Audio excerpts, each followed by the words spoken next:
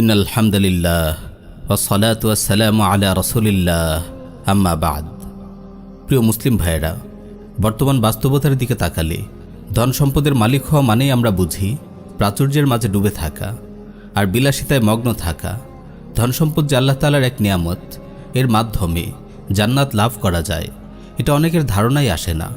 কেউ আছে তার ধন সম্পদ আছে, তবে সে এর সঠিক ব্যবহার জানে না, সম্পদ ব্যয় করে জান্নাত লাভের মতো আমল করে না। আবার কেউ আছে সম্পদ নিয়ে মগ্ন থাকা মানুষগুলোর অবস্থা দেখে নিজের অসচ্ছলতার উপর সন্তুষ্ট থাকে, ভাবে তার অসচ্ছল থাকাই ঠিক আছে। এজন্যই দেখা যায় তার মাঝে সচ্ছলতা লাভের কার্যকর কোনো প্রচেষ্টা নেই। এমন লোকগুলো দিনের জন্য কিভাবে অর্থ সম্পদ কোরবানি করবে, যখন নিজ প্রয়োজন পূরণ করতেই তাকে অন্যের দ্বারস্থ হতে হয়। দুঃখজনক হলেও সত্য, আজ অসংখ্য মুসলিম ভাই অলস থেকে নিজের মূল্যবান সময় নষ্ট করে, সচ্ছলতা লাভের জন্য কর্মতৎপর হতে চায় না, যেন এরা দারিদ্র্য ও অসচ্ছলতাকেই ভালোবাসে। ধনাঢ্যতা এদের কাছে অপছন্দনীয় মনে হয়, অথচ রাসূল সাল্লাল্লাহু আলাইহি ওয়াসাল্লাম আল্লাহর কাছে ধনাঢ্যতার প্রার্থনা করেছেন। তিনি আল্লাহর কাছে দোয়া করতেন, আল্লাহুম্মা ইন্নী আসআলুকাল হুদা ওয়াত তুকা ওয়াল আফাফা ওয়াল গিনা। হে আল্লাহ, আমি আপনার কাছে হিদায়াত, তাকওয়া, চারিত্রিক নিষ্কলুষতা ও ধনাঢ্যতা চাইছি। আজ যে দারিদ্র্যের প্রতি আমরা মুগ্ধতা প্রকাশ করছি, রাসূল সাল্লাল্লাহু আলাইহি ওয়াসাল্লাম তো বরং তা থেকে আল্লাহর কাছে আশ্রয় প্রার্থনা করেছেন। তার দোয়া ছিল, আল্লাহুম্মা ইন্নী আউযু বিকা মিনাল ফাকরি ওয়াল কিল্লাতি ওয়াজ যিল্লাহ। হে আল্লাহ, আমি আপনার কাছে দারিদ্র্য, অভাব ও লাঞ্ছনা থেকে আশ্রয় প্রার্থনা করছি। এমনকি এক দোয়াতে তিনি দারিদ্র্যকে কুফরের পাশাপাশি উল্লেখ করে এই উভয় থেকে বেঁচে থাকার প্রার্থনা করেছেন। আল্লাহুম্মা ইন্নী আউযু বিকা মিনাল কুফরি ওয়াল ফাকরি। হে আল্লাহ, আমি আপনার কাছে কুফর ও দারিদ্র্য থেকে আশ্রয় প্রার্থনা করছি। প্রিয় ভাইয়েরা, আজ আমরা ভেবে বসেছি সম্পদই সকল মন্দের উৎস। সম্পদশালী হওয়া মানেই ধ্বংস হয়ে যাওয়া। হ্যাঁ, এটা ঠিক যে হারাম উপায়ে সম্পদ উপার্জন এবং গুনাহের পথে সম্পদ ব্যয় করা অবশ্যই ধ্বংসের কারণ। তবে হালাল উপায়ে সম্পদ অর্জন এবং তা আল্লাহর পথে ব্যয় করার মাঝে রয়েছে বিরাট প্রতিদান। সম্পদ বেশি হওয়াই যদি মন্দের বিষয় হতো, তাহলে রাসূল সাল্লাল্লাহু আলাইহি ওয়াসাল্লাম সাইয়্যিদুনা আনাস রাদিয়াল্লাহু আনহু এর জন্য সম্পদ বৃদ্ধির দোয়া করতেন না। হাদিস এসেছে, আনাস রাদিয়াল্লাহু আনহু এর মা তার ছোটবেলায় তাকে রাসূল সাল্লাল্লাহু আলাইহি ওয়াসাল্লামের কাছে নিয়ে এসে বললেন, ইয়া রাসূলুল্লাহ, এ হচ্ছে আনাস, আপনার ছোট্ট খাদিম, আপনি তার জন্য দোয়া করুন। রাসূল সাল্লাল্লাহু আলাইহি ওয়াসাল্লাম তখন আনাস রাদিয়াল্লাহু তাআলা আনহু এর জন্য দোয়া করলেন, আল্লাহুম্মা আকসির মালাহ ওয়া ওয়ালাদাহ ওয়া বারিক লাহু ফীমা আ'তাইতা। হে আল্লাহ, আপনি তার সম্পদ ও সন্তান বাড়িয়ে দিন, আর তাকে যা দেবেন তাতে বরকত দান করুন। পরবর্তী সময়ে বৃদ্ধ বয়সে আনাস রাদিয়াল্লাহু আনহু রাসূল সাল্লাল্লাহু আলাইহি ওয়াসাল্লামের এই দোয়ার সত্যায়নে বলেন, আল্লাহর কসম, আমার অনেক সম্পদ, আমার সন্তান ও সন্তানদের সন্তান মিলিয়ে আজ তাদের সংখ্যা 100-রও বেশি। বলছিলাম, রাসূল সাল্লাল্লাহু আলাইহি ওয়াসাল্লাম নিজেও আল্লাহর কাছে ধনাঢ্যতার প্রার্থনা করেছেন এবং তার প্রিয় সাহাবী আনাসের জন্য সম্পদ বৃদ্ধির দোয়া করেছেন। তাহলে এ থেকে আমরা কি বুঝতে পারি? সম্পদ বৃদ্ধি পাওয়া, সম্পদের মালিক হওয়া বা ধনাঢ্যতা মানেই দিন থেকে দূরে সরে পড়া নয়, ধ্বংসে নিপতিত হওয়া বা গোমরাহি নয়, বরং সম্পদের মাঝে ডুবে গিয়ে আল্লাহর নাফরমানিতে লিপ্ত হওয়া ধ্বংস ও গোমরাহির কারণ। প্রিয় ভাইয়েরা, রাসূল সাল্লাল্লাহু আলাইহি ওয়াসাল্লামের সিরাত ও তার সাহাবীদের জীবনী অধ্যয়ন করলে আমরা দেখতে পাই দিনের জন্য রাসূল সাল্লাল্লাহু আলাইহি ওয়াসাল্লাম ও তার সাহাবীগণ অকাতরে নিজেদের সম্পদ ব্যয় করেছেন। বিপুল অর্থ ব্যয় করে ইসলাম গ্রহণকারী নিঃস্ব দাসদের তারা কাফিরদের কাছ থেকে আজাদ করে নিয়েছেন। মুক্তিপণ দিয়ে মুসলিম বন্দীদের মুক্ত করেছেন। জিহাদ ফি সাবিলিল্লাহর বিশাল ব্যয়ভার তারা বহন করেছেন। তারা আল্লাহর রাস্তায় সম্পদ ব্যয় করতে করতে নিজেরা সম্পদশূন্য হয়ে পড়েছেন।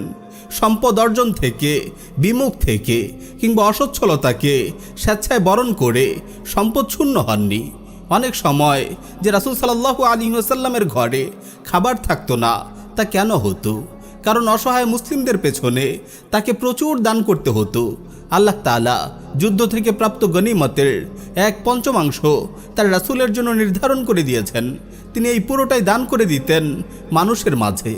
সাহিহ মুসলিমে এসেছে, আনাস রাদিয়াল্লাহু তাআলা আনহু বলেন, রাসূল সাল্লাল্লাহু আলাইহি ওয়াসাল্লামের নিকট ইসলাম গ্রহণের পর কেউ কিছু চাইলে তিনি অবশ্যই তা দিয়ে দিতেন।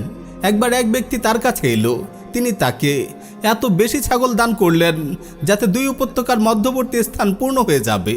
এরপর লোকটি তার গোত্রের কাছে গিয়ে বলল, হে আমার জাতি, তোমরা ইসলাম গ্রহণ করো, কারণ মুহাম্মদ সাল্লাল্লাহু আলাইহি ওয়াসাল্লাম অভাবের আশঙ্কা না করে দান করতে থাকেন। আল্লাহর রাসূল এমনই ধনী দানশীল জাহিদ ছিলেন। তিনি সম্পদ অর্জনের পর জুহুদ অবলম্বন করতেন।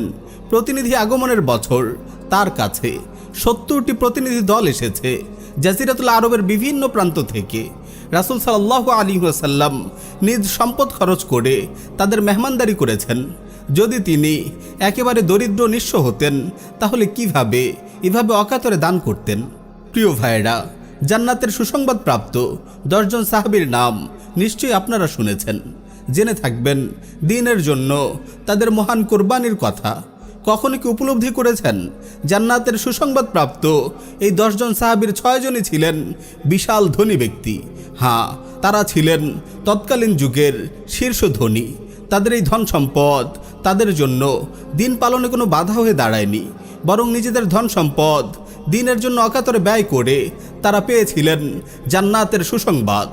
আসুন জান্নাতের সুসংবাদ প্রাপ্ত 6 জন ধনী সাহাবীর ধনাঢ্যতা ও দানশীলতার কিছু দৃষ্টান্ত দেখি।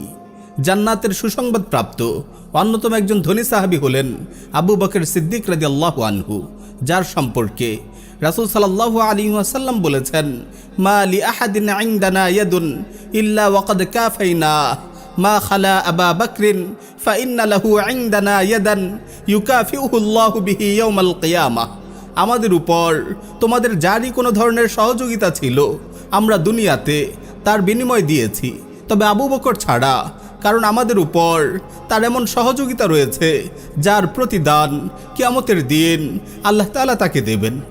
এই মহান সাহাবী তার সম্পদকে দিন ও মুসলিম উম্মার কল্যাণে ব্যয় করতেন।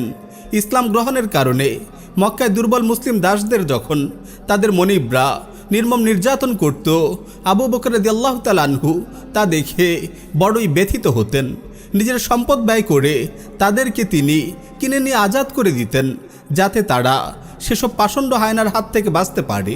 বিলাল রাদিয়াল্লাহু তাআলা আনহু ছিলেন এমনই একজন দাস। তার ইসলাম গ্রহণের ব্যাপারটি জানার পর তার মনিব তাকে প্রচণ্ড শাস্তি দিতে থাকে। পানাহার বন্ধ করে দিয়ে তাকে শিকলে বেঁধে তপ্ত মরুভূমিতে ফেলে রাখে। তার বুকের উপর চাপিয়ে দেয় বিশাল আকারের পাথর।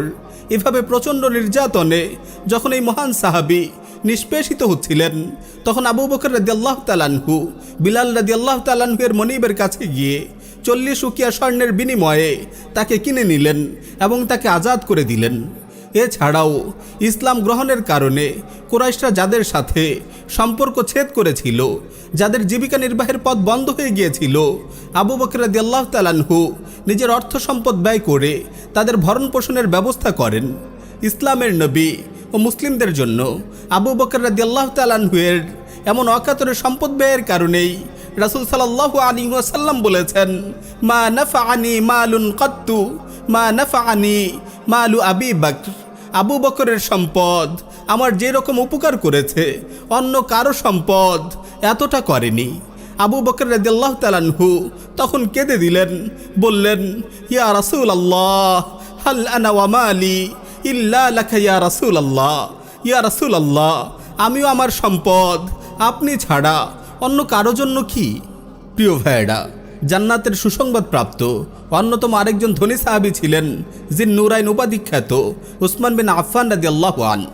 দানশীলতা ও বদান্যতায় প্রসিদ্ধ মহান এই সাহাবী একাধিকবার রাসূল সাল্লাল্লাহু আলাইহি ওয়াসাল্লামের আহ্বানে সাড়া দিয়ে নিজের জন্য জান্নাত অবধারিত করে নিয়েছিলেন। গাজওয়ায়ে তাবুকের সময় মদিনার আবহাওয়া ছিল তখন বেশ গরম। একদিকে অভাব বন্টনের কারণে মুসলিমরা কঠিন পরিস্থিতির সম্মুখীন, আবার এদিকে গাছ থেকে ফল পাড়ার উপক্রম।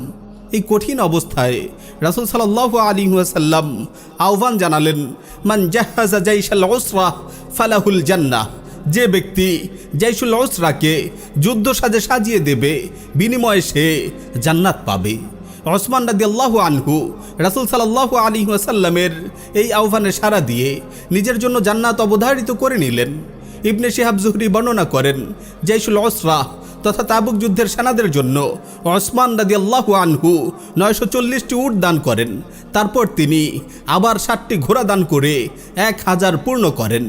সুনানে তিরমিজিতে এসেছে, রাসূল সাল্লাল্লাহু আলাইহি ওয়াসাল্লাম যখন তাবুকের যুদ্ধের জন্য প্রস্তুতি নিচ্ছিলেন, ওসমান রাদিয়াল্লাহু আনহু তখন তার জামার হাতার মধ্যে করে 1000 দিনার নিয়ে রাসূল সাল্লাল্লাহু আলাইহি ওয়াসাল্লামের নিকট উপস্থিত হন। অতঃপর তিনি সেগুলো রাসূল সাল্লাল্লাহু আলাইহি ওয়াসাল্লামের কোলে ঢেলে দেন। আব্দুর রহমান রাদিয়াল্লাহু আনহু বলেন, রাসূল সাল্লাল্লাহু আলাইহি ওয়াসাল্লামকে আমি সেগুলো তার কোলে ওলটপালট করতে করতে বলতে শুনেছি, মা দররা উসমানা মা আমিলা বাদাল ইয়াউম, আজকের পর হতে উসমান যে কার্যকলাপই করুক তা তার কোনো অনিষ্ট করতে পারবে না। মা দররা উসমানা মা আমিলা বাদাল ইয়াউম, আজকের পর হতে ওসমান যে কার্যকলাপই করুক তা তার কোনো অনিষ্ট করতে পারবে না। শুধু গাজওয়ায়ে তাবুকের প্রকালেই নয়, এর আগেও ওসমান রাদিয়াল্লাহু আনহু আল্লাহর রাসূলের এমন আহ্বানে সাড়া দিয়ে নিজের জন্য জান্নাত অবধারিত করে নিয়েছেন। মদিনায় হিজরতের পর মুহাজিরগণ তীব্র পানি সংকটের সমস্যার শিকার হলেন। মদিনার সুপেয় মিষ্টি পানির উৎস রুমা কূপটি ছিল এক ইহুদির মালিকানায়। সে অর্থ ছাড়া মানুষকে পানি দিত না। এতে মুসলিমদের জন্য অর্থের বিনিময়ে সেখান থেকে পানি সংগ্রহ করা অনেক কষ্টকর হয়ে গেল।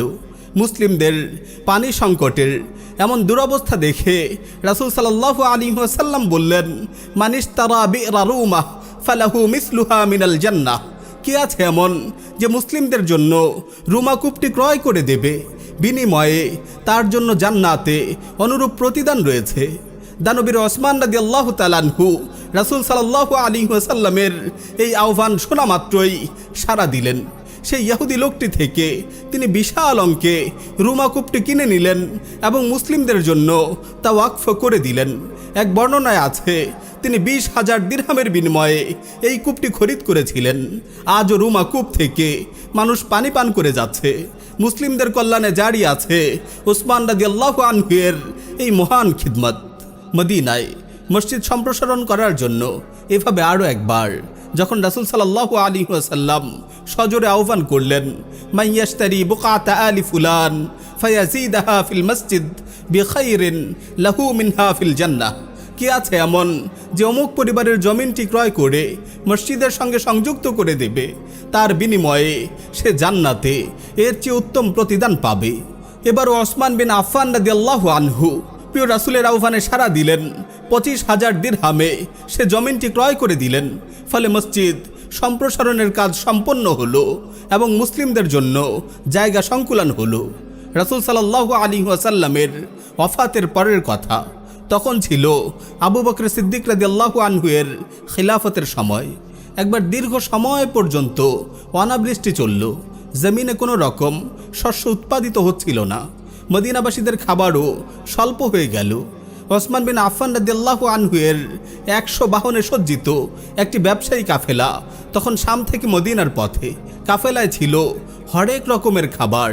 কাফেলা মদিনায় এলে সেখানকার ব্যবসায়ীরা ওসমান রাদিয়াল্লাহু আনহু এর বাড়িতে এসে বলল, আপনি আমাদের কাছে এই কাফেলার মালামালের একাংশ বিক্রি করুন, এরপর মানুষ আমাদের কাছ থেকে কিনে নেবে আর পরিস্থিতিও শিথিল হবে। ওসমান রাদিয়াল্লাহু আনহু বললেন, এই ব্যবসায়ীগণ, তোমরা আমাকে শামের কেনা মূল্য থেকে কতটুকু বেশি দেবে? ব্যবসায়ীরা বলল, 10 দিরহামের জিনিসে 12 দিরহাম দিব। ওসমান রাদিয়াল্লাহু আনহু বললেন, আরেকজন বলেছেন এর চাইতেও বেশি দেবেন। তারা বলল, তবে 10 দিরহামের জিনিসে 15 দিরহাম দেব। ওসমান রাদিয়াল্লাহু আনহু বললেন, আরেকজন এর চাইতে বেশি দেবেন বলেছেন। ব্যবসায়ীরা বলল, আবু আমর, মদিনায় তো আমাদের বাইরে আর কোনো ব্যবসায়ী নেই, কে আপনাকে এর চাইতে বেশি দেবেন? ওসমান রাদিয়াল্লাহু তাআলা আনহু বললেন, আল্লাহ তাআলা আমাকে প্রতি দিরহামের 10 গুণ, প্রতি 10-এ 100 দেবেন বলে ওয়াদা করেছেন। আমি আল্লাহকে সাক্ষী রেখে বলছি, আমি এসব খাবার মুসলিমদের জন্য সাদাকা করে দিলাম। সুবহানাল্লাহ। এভাবে ওসমান রাদিয়াল্লাহু তাআলা আনহু নিজের ধন সম্পদ ইসলাম ও মুসলিমদের কল্যাণে দান করে গেছেন।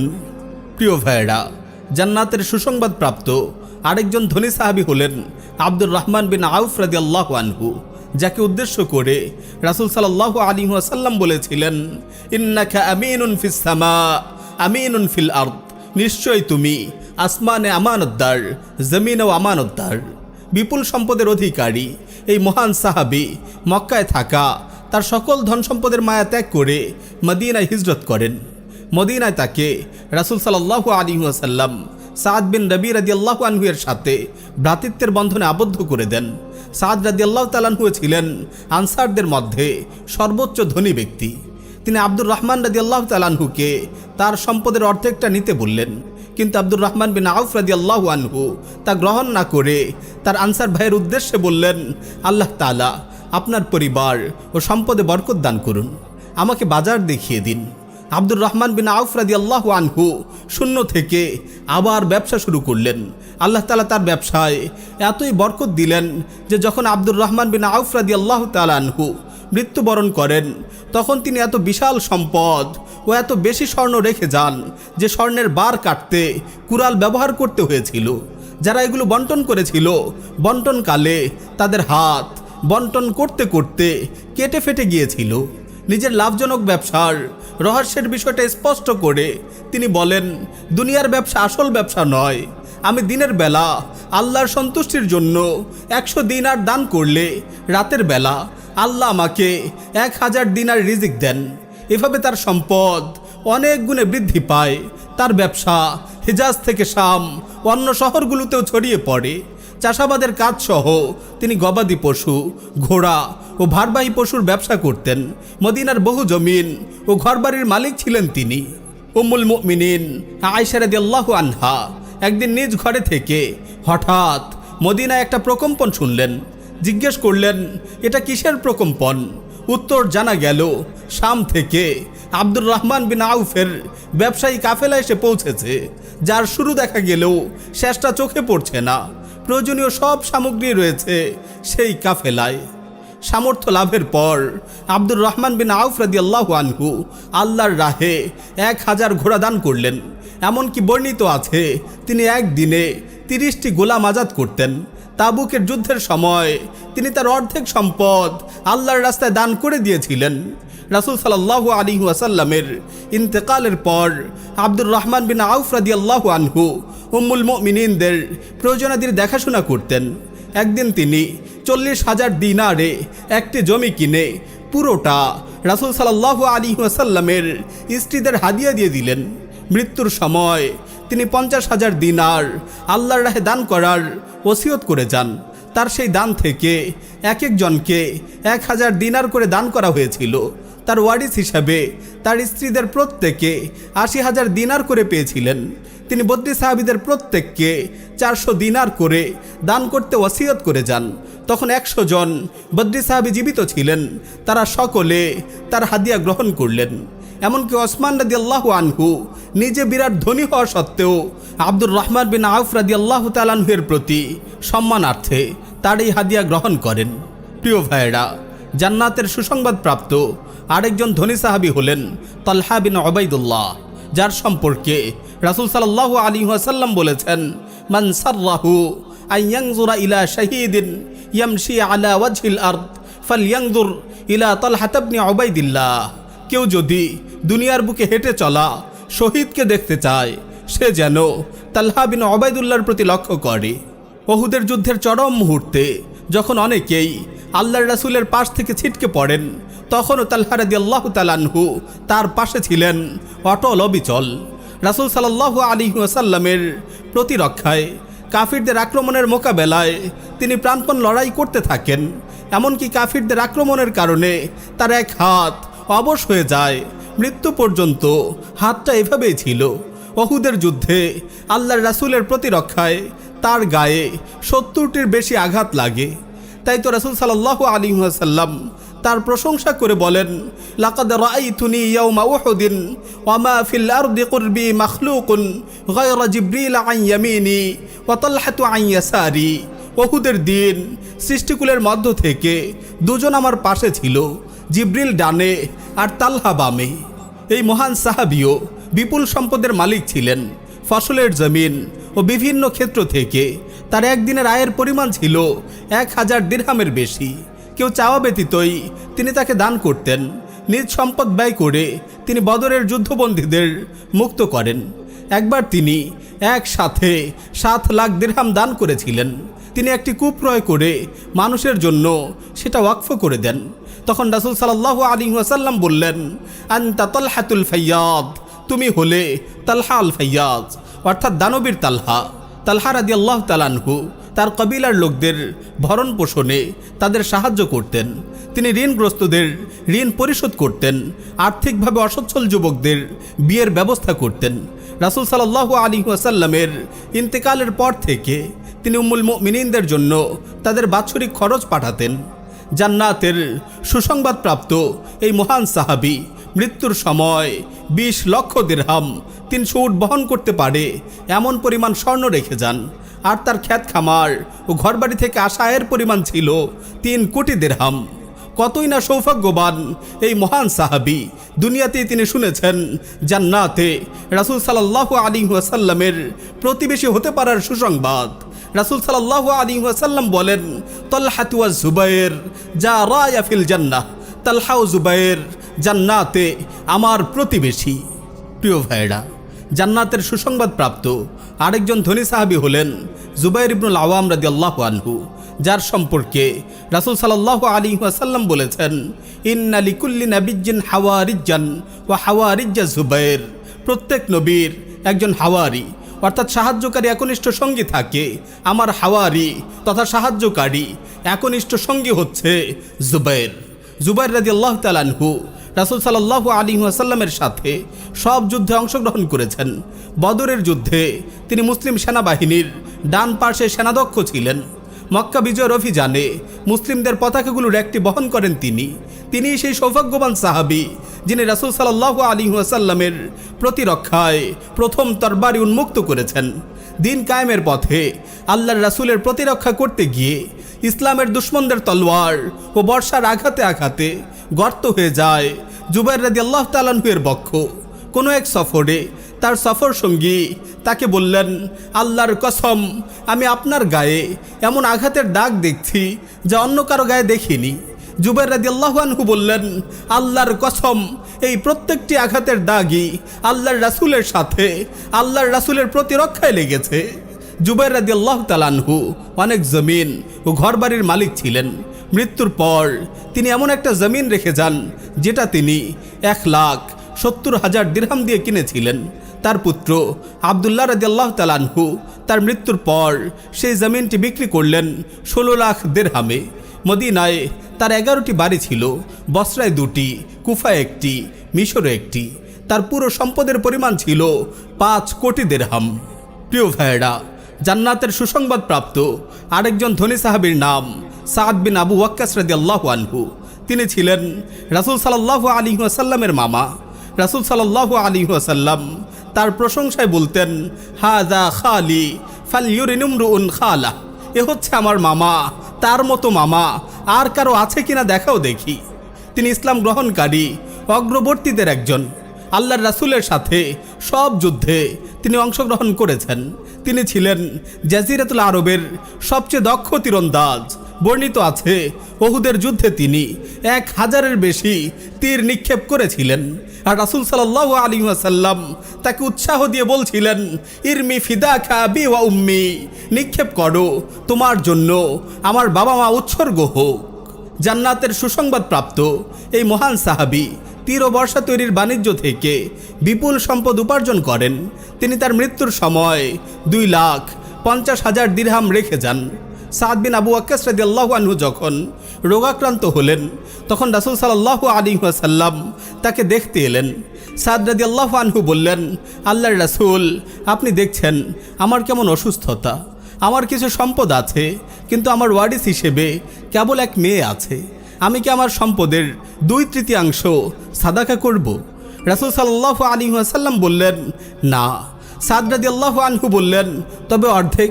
রাসূল সাল্লাল্লাহু আলাইহি ওয়াসাল্লাম বললেন, না। সাদ রাদিয়াল্লাহু আনহু বললেন, তবে 1/3।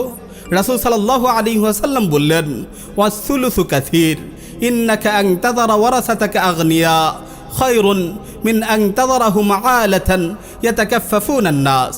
1/3 করা যায়, তবে তাও অনেক। তুমি তোমার ওয়ারিসদের অন্যের কাছে হাত পাতার মতো অবস্থায় রেখে যাওয়ার চাইতে তাদেরকে সহায় সম্বল দিয়ে রেখে যাওয়া উত্তম। হ্যাঁ প্রিয় ভাইয়েরা, নিজের ধন সম্পদ আল্লাহর রাহে দান করার প্রতি এমনই ছিল ধনী সাহাবীদের আকাঙ্ক্ষা। সম্পদ তাদের হাতে ছিল বটে, কিন্তু তাদের হৃদয়ে স্থান পায়নি। তারা বিপুল সম্পদের মালিক ছিলেন, তবে তাদের ছিল দুনিয়াবিমুখ অন্তর ও কল্যাণকামী আত্মা। তাদের সম্পদ আল্লাহর রাস্তায় জিহাদে অংশগ্রহণের ক্ষেত্রে বাধা হতে পারেনি, বরং জিহাদ বিন নফস তথা জান দিয়ে জিহাদ করার পাশাপাশি তারা জিহাদ বিল মাল তথা মাল দিয়েও জিহাদে বিরাট ভূমিকা রেখেছিলেন। মুসলিমদের সকল প্রয়োজনে নিজের সম্পদকে কাজে লাগিয়েছেন। সম্পদ তাদেরকে আল্লাহর নৈকট্য থেকে দূরে রাখতে পারেনি, বরং সম্পদ ব্যয় করেই তারা আল্লাহর আরও নৈকট্যশীল হয়েছিলেন। দুনিয়াতেই শুনেছেন জান্নাত লাভের সুসংবাদ। আমার প্রিয় মুসলিম ভাইয়েরা, জান্নাতের সুসংবাদ প্রাপ্ত ধনী সাহাবীদের মতো আজও এমন ধনী ব্যক্তির প্রয়োজন যারা দিনকে আল্লাহর জমিনে বিজয়ী করার লক্ষ্যে আল্লাহর রাস্তায় অকাতরে সম্পদ দান করবে, যাদের অর্থে সুষ্ঠুভাবে পরিচালিত হবে আল্লাহর পথে লড়াইরত মুজাহিদদের কাফেলা। আজও প্রয়োজন এমন অনেক বিলিয়নার যারা দুর্বল অসহায় মুসলিমদের সাহায্যে দানের হাত বাড়িয়ে দেবে, বন্দি মুসলিমদের মুক্ত করতে কার্যকর প্রচেষ্টা চালিয়ে যাবে, যাদের হাতে সম্পদ থাকলেও তা তাদের অন্তরে স্থান পাবে না। অর্থ সম্পদ তাদের জন্য দিন থেকে বিমুখ হওয়ার কারণ হবে না, বরং দিনের জন্যেই তারা সম্পদ উপার্জন করবে এবং দিনই প্রয়োজনেই সম্পদ খরচ করবে। কিন্তু আমার প্রিয় ভাইয়েরা, দিনের জন্য সম্পদ উপার্জনের সেই প্রচেষ্টা আজ আমাদের কোথায়? আজ আছে কি আমাদের মাঝে এমন দানশীল ব্যক্তি আল্লাহর রাস্তায় জিহাদের ব্যয়ভার বহনের জন্য যে একাই যথেষ্ট হয়ে যাবে, কিংবা একা না পারলেও উল্লেখযোগ্য বিশাল ভূমিকা রাখবে? বরং আমাদের অবস্থা তো আজ এমন, আমরা দারিদ্র আর অসচ্ছলতাকে আঁকড়ে ধরে আছি, দারিদ্র্যের মাঝেই মর্যাদা খুঁজে বেড়াচ্ছি। আমাদের কেউ সম্পদ অর্জন করলেও তা করে নিজের ভোগবিলাসের জন্য, আবার কেউ ধন সম্পদ উপার্জন থেকে মুখ ফিরিয়ে দুর্বলতার অসচ্ছলতাকেই জুহুদ মনে করছি জুহুদ হলো কোনোরূপ সম্পদ কামাই না করে হাত গুটিয়ে বসে থাকা। দেখুন জুহুদের ইমাম সুফিয়ান সাওরি রাহিমাহুল্লাহ জুহুদ সম্পর্কে কি বলেন। সুফিয়ান সাওরি রাহিমাহুল্লাহ ছিলেন একজন ইবাদত গুজার আলিম। তার এক ছাত্র বলেন, একবার মাগরিবের নামাজের পরে হারাম শরীফের প্রাঙ্গণে আমি তাকে নামাজে দাঁড়াতে দেখলাম। তিনি সিজদায় গেলেন। যে সিজদা অবস্থায় এশার আজান হয়ে গেল, তখন গিয়ে তিনি মাথা তুললেন এবং নামাজ শেষ করলেন। এতটা দুনিয়া বিমুখ ও জাহিদ আলিম ছিলেন তিনি, কিন্তু তিনি ধনী ছিলেন। একবার কেউ তাকে তার অধিক সম্পদের দিকটি তুলে ধরে নিন্দা করতে লাগলো, কেন তিনি দুনিয়া বিমুখ হয়েও সম্পদ জমা করলেন। সুফিয়ান সাওরি রাহিমাহুল্লাহ তখন উত্তর দিলেন, চুপ করুন, যদি আমাদের সম্পদ না থাকতো তবে রাজা বাদশারা আমাদেরকে রুমালের মতো ব্যবহার করত। তারপর তিনি বেশ চমৎকার কথা বললেন, শক্ত রুটি খাওয়া আর শক্ত পোশাক পরা জুহুদ নয়, বরং জুহুদ হচ্ছে দুনিয়া তোমার হাতে থাকলেও তোমার মাঝে প্রবেশ করবে না। দুনিয়ার সেই সম্পদ তোমার হাতে আসুক বা না আসুক, তুমি তাতে পরোয়া করবে না। এটাই হচ্ছে প্রকৃত জুহুদ। তাই আসুন প্রিয় ভাইয়েরা, আমরা প্রকৃত অর্থে জুহুদকে বুঝতে শিখি। দারিদ্র্যের মাঝে ডুবে থেকে ফাসিক ফুজ্জারদের দুয়ারে দুয়ারে না হাঁটি, বরং নিজেরা সচ্ছলতা লাভের জন্য হালাল উপায়ে চেষ্টা প্রচেষ্টা অব্যাহত রাখি। দিনের কাজে অবদান রাখার লক্ষ্যেই সম্পদ উপার্জন করি। আর প্রিয় নবীজির মতো আল্লাহর কাছে প্রার্থনা করি, আল্লাহুম্মা ইন্নী আসআলুকাল হুদা ওয়াত তুকা ওয়াল আফাফা ওয়াল গিনা। হে আল্লাহ, আমি আপনার কাছে হিদায়াত, তাকওয়া, চারিত্রিক নিষ্কুলসতা ও ধনাঢ্যতা চাইছি।